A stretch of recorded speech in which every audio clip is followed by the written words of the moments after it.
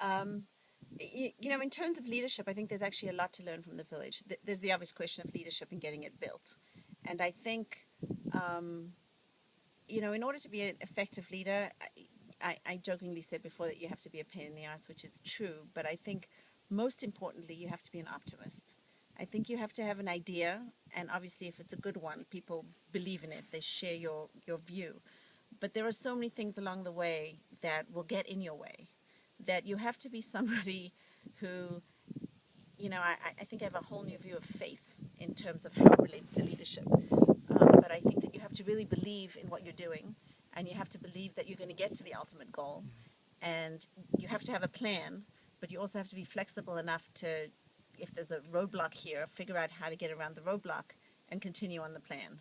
So many of the programs you see are not necessarily exactly how they were envisioned to begin with, or even the structure, how our staff are working, but with the flexibility needed, the changes have been made along the way, and they are made all the time. Every day I have a plan, and every other day I change the plan, because that's what's necessary.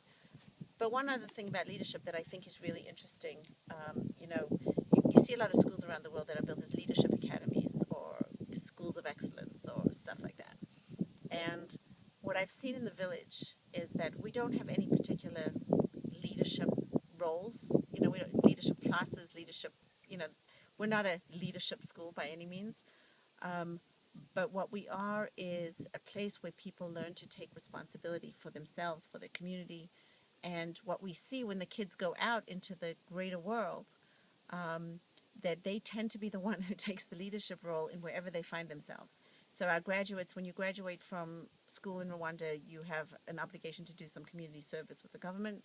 In everywhere that our kids go, all we hear is that our kids are the leaders, our kids are the drivers, our kids. Now, part of that is because they're thinkers and doers, and they've used to this world of, hard work. But I don't think that it's a coincidence. And this was never in my mind when I thought about doing a youth village. But when you look at the leadership that came out of the youth villages in Israel, it's the Yitzhak Rabin's, the Shimon Peres's, all those people grew up in youth villages. And it's probably not surprising, in retrospect, that those people grew into the leaders that they grew into, because you see here this kind of dedication to giving back to your community, giving back to your country, building a future. I think it's not surprising that it's these kids who come from a place where they didn't have a future, who now have one, who really want to give that to everybody.